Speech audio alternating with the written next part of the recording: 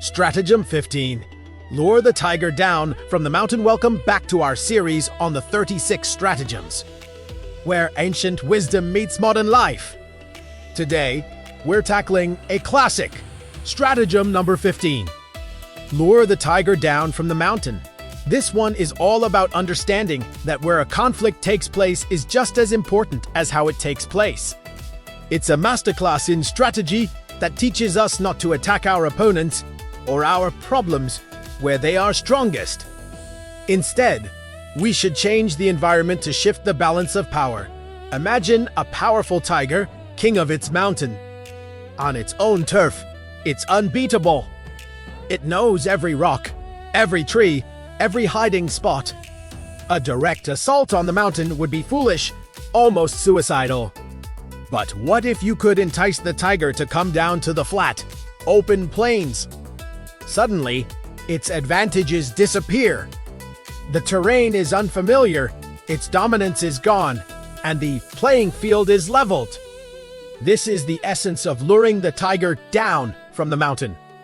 In our daily lives, this isn't about literal tigers or mountains. It's about recognizing situations where someone else holds all the cards because of the context. The mountain could be anything that gives an opponent an advantage. It could be their office during a tough negotiation, a public forum where they have more influence, or even a specific topic of conversation where they are the expert. Fighting them, there is an uphill battle. Let's think about a common example: asking for a raise. Marching into your boss's office unannounced. While they're stressed and juggling a dozen tasks is like storming the tiger's den. They are on their mountain. They're in their seat of power, surrounded by the symbols of their authority, and their mind is on their own priorities. In that environment, your request, no matter how valid, is more likely to be met with a quick no. So how do you lure the tiger? You change the environment. Instead of a surprise confrontation, you schedule a formal meeting. This simple act moves the conversation to a more neutral ground. Better yet, you could suggest discussing your performance and career path over lunch or coffee, away from the office entirely. In this new, more relaxed setting, the power dynamic shift. It's no longer just a boss-employee interaction. It becomes a conversation between two professionals. The tiger is now on the plains, more open to discussion and less likely to rely on their positional authority. You've successfully changed the context to favor a more positive outcome. This stratagem is also incredibly useful in personal relationships and difficult conversations.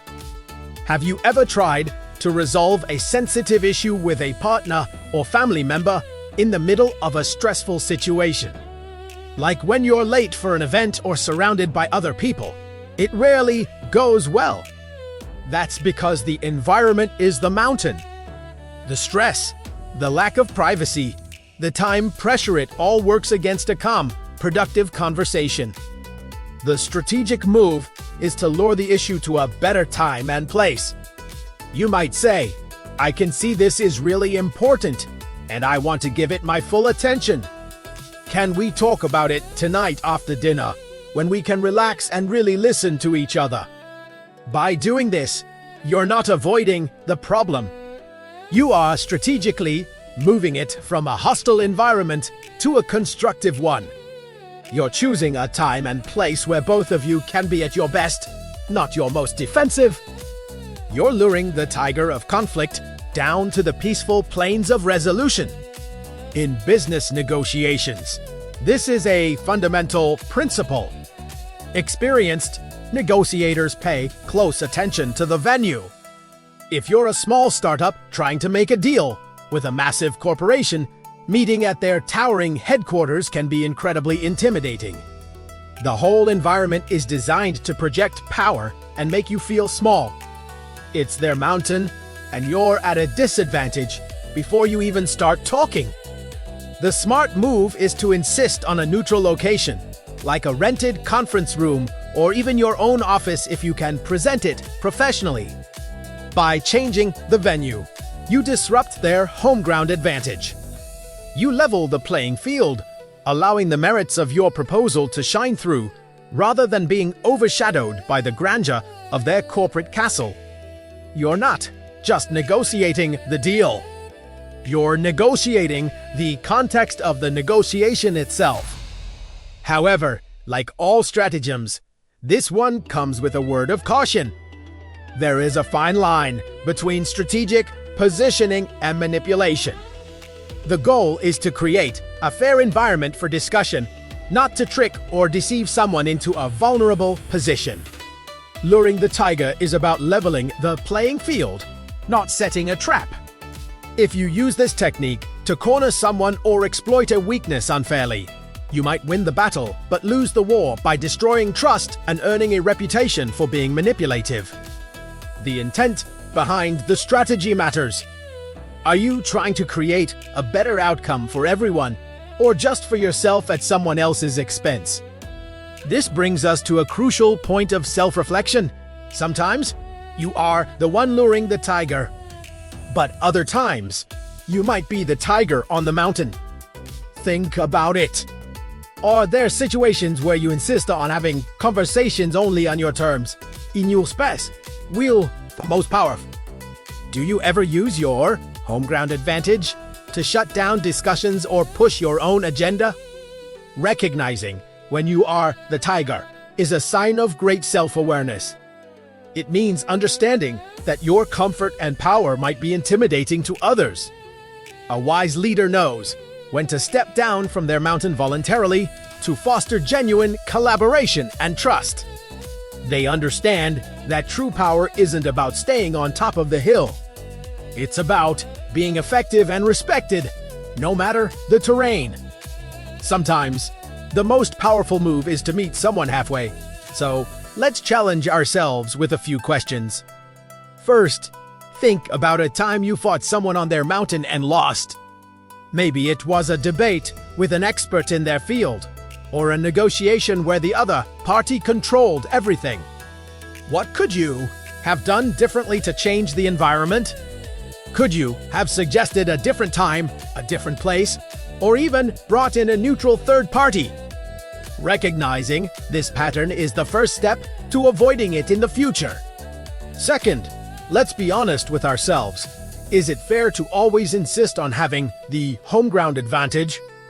Whether it's in our professional or personal lives, always needing to be in control of the environment can damage relationships. It sends a message that you are not willing to be flexible or meet others where they are. How can you be more mindful of this and create more balanced interactions? And finally, the most important question: how can you focus on redesigning environments instead of just pushing harder? So often, when we face an obstacle, our first instinct is to apply more force, to argue louder, to push our point more aggressively. But this is like trying to shove a tiger off its mountain. It's exhausting and ineffective. The real strategic genius lies in stepping back and asking, how can I change the situation itself? It's a shift from brute force to elegant strategy. Stratagem 15 teaches us a profound lesson about power. It's not just an inherent quality. It's heavily shaped by context and environment. By mastering the art of luring the tiger down from the mountain, you learn to see the invisible structures of power all around you. You learn that instead of fighting against overwhelming odds, you can reshape the battlefield itself. Thank you so much for joining me today. I hope this look at Stratagem 15 gives you a new tool for your strategic toolkit. If you found this helpful, please hit that like button and subscribe for more deep dives into the 36 stratagems. Let me know in the comments how you plan to use this idea in your own life. See you in the next video.